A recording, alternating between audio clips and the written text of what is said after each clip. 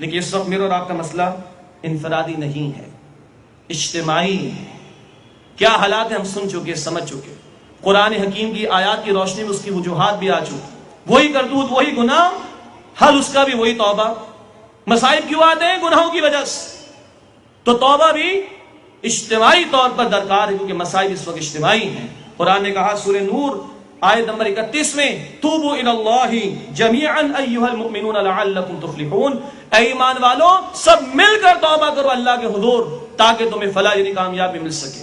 اسی کہ اللہ کا اصول ہے، یہ اجتماعی معاملات لوگوں کے اجتماعی اعمال کی بنیاد پر آتے ہیں، اجتماعی فیصلے لوگوں کے اجتماعی اعمال کی بنیاد پر ہوتے ہیں، اور جب تک کوئی قوم اجتماعی سطح پر اپنے آپ کو تبدیل کرنے کا فیصلہ نہیں کرتی، اللہ کی طرف سے بھی تبدیلی کا فیصلہ نہیں آتا۔ قرآن نے کہا سورۃ الرعد آیت نمبر 11 میں، ان اللہ لا یغیر ما بقوم حتی یغیروا ما بانفسہم، بلا شبہ اللہ سبحانہ وتعالی کسی قوم کی حالت کو تبدیل نہیں فرماتا جب تک کہ وہ قوم خود اپنی حالت کو تبدیل نہ کرے۔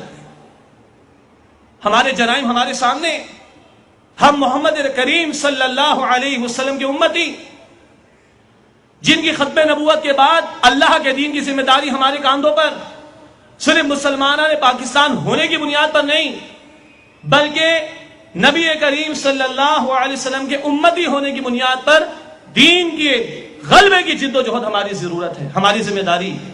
جیسے کہ نبی بھائی عرض کر رہے تھے آپ کے سامنے، قرآن نے کہا سورہ آل عمران آیت نمبر 110 میں اجتماعی ذمہ داری کیا ہے؟ وہ چھوڑیے، وہی ہمارا اجتماعی گناہ ہے، اس سے پلٹیں گے تو اجتماعی توبہ ہوگی، معاملات سدھریں گے انشاءاللہ۔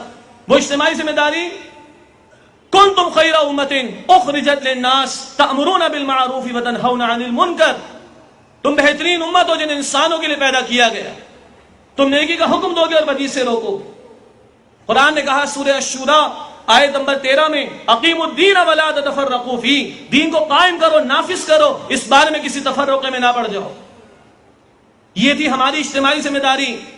ہمارے آباء و اجداد نے اپنی لاکھوں جانیں قربان کی، کاہے کے لیے؟ پاکستان کا مطلب کیا؟ لا الہ الا اللہ، رو رو کے دعائیں مانگی، خون کے آنسو بھی بہا دیے، اے اللہ خطہ زمین دے دے، تیرے دین کو نافذ کریں گے، تیرے اور تیرے رسول کی اطاعت کریں گے، دنیا کے سامنے تیرے دین کا نمونہ پیش کر دیں گے، اور کہیں گے آؤ اپنی آنکھوں سے اس ملک کے اندر اسلام کی برکات کو دیکھ۔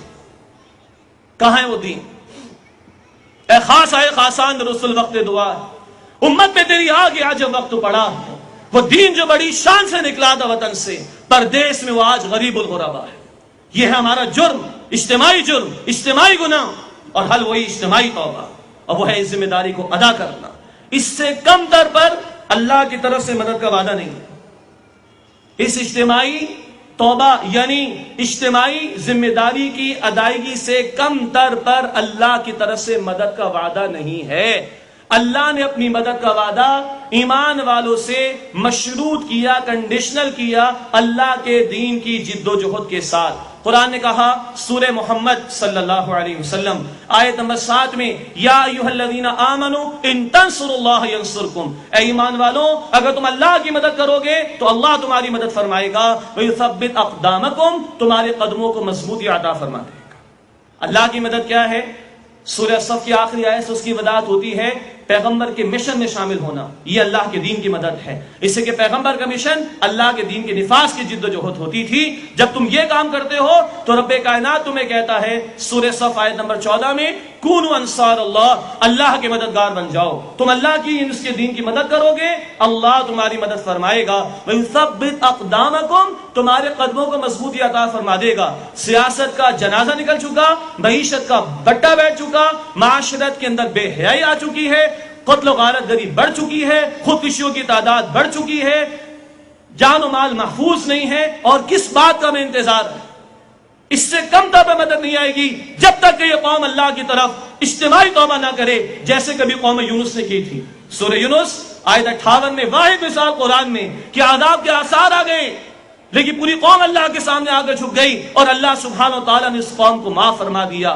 واللہ اعلم، شاید یہ مثال اللہ نے اس لیے بھی دی کہ آئندہ بھی کبھی اللہ کی رحمت جاگے گی جبکہ لوگ اس کی طرف رجوع کریں گے، اور اللہ اپنی سنت کو زندہ کرے گا، جاری کر دے گا کہ اگر کوئی قوم اجتماعی طور پر اللہ کی طرف توبہ کر لے، پلٹ آئے، تو اللہ اس کو معاف فرماتے ہیں۔ اللہ نے مثال پیش کر دی قرآن حکیم میں قوم یونس کی. اے کاش ہمارے حکمرانوں تک یہ بات پہنچے, اے کاش ان کے دلوں میں خوف خدا پیدا ہو, اے کاش ان کے دلوں میں خوف آخرت پیدا ہو, اے کاش انہیں یاد رہے کہ رب کائنات نے قرآن میں کہا سورہ الحج آیت نمبر 41 میں الذین مکناہم فی الارض اقاموا الصلاۃ وآتوا الزکاۃ وامروا بالمعروف ونہوا عن المنکر وللہ عاقبۃ الامور. جنہیں زمین میں اقتدار دیں گے وہ نماز کا نظام قائم کریں گے, وہ زکوٰۃ کا نظام قائم کریں گے, وہ نیکی کا حکم نافذ کریں گے, وہ بدی سے روکنے کی کوشش کریں گے.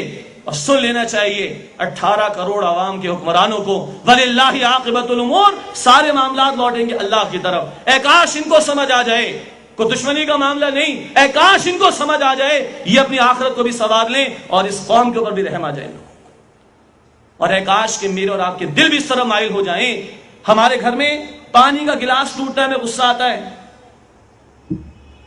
سستا ہوتا ہے زیادہ غصہ نہیں آتا. ڈنر سیٹ کا باؤل ٹوٹے تو زیادہ غصہ آتا ہے, بہت غصہ آتا ہے, اپنے لخت جگر پہ آتا ہے.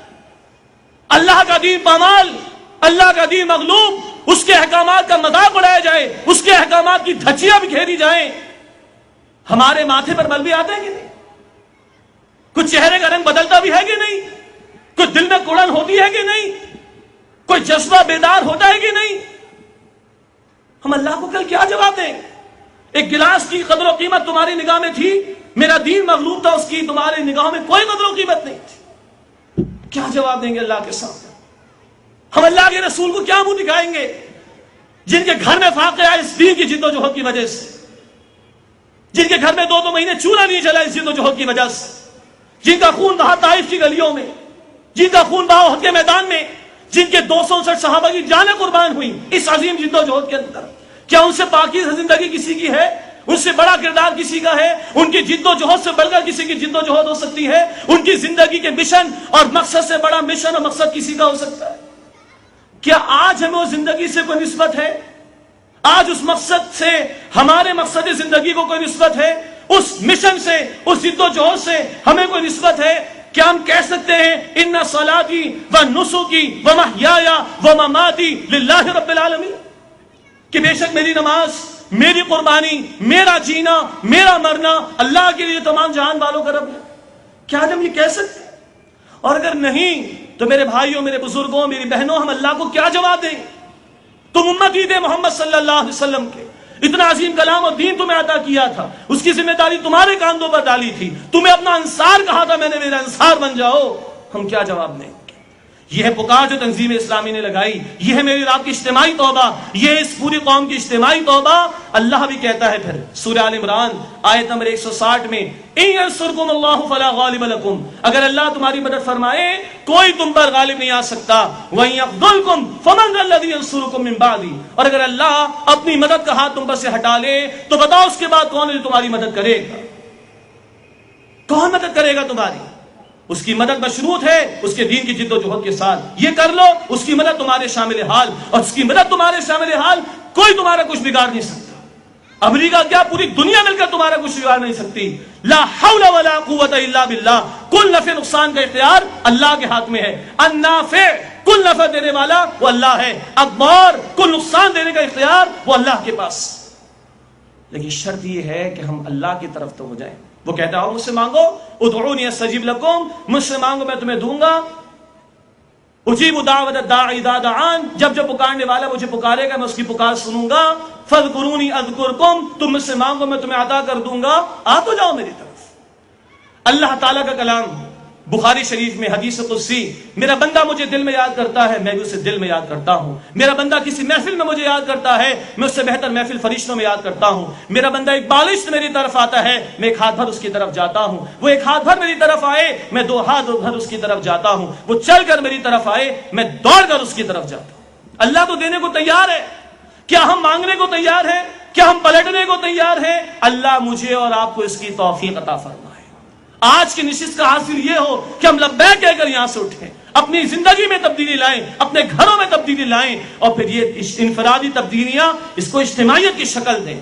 اجتماعیت کے بغیر اللہ کے دین کی جد و جہد کا کام نہیں ہو سکتا, اکیلے نہیں ہو سکتا.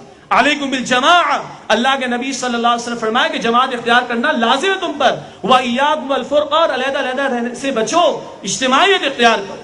یہی دعوت تنظیم اسلامی کی۔ آئیے ہم مل جل کر اس اللہ کی دھرتی پر اللہ کے دین اور اللہ کے نظام کے نفاذ کی جد و جہد کریں۔ یہی تنظیم اسلامی کی پکار توبہ کے حوالے سے، اور یہی تنظیم اسلامی کی پکار ہے اللہ سبحانہ و تعالیٰ کے دین کی جد و جہد اور اس کی نصرت کے حوالے سے۔ اللہ اس پکار پر ہم سب کو لبیک کہنے کی توفیق عطا فرمائے۔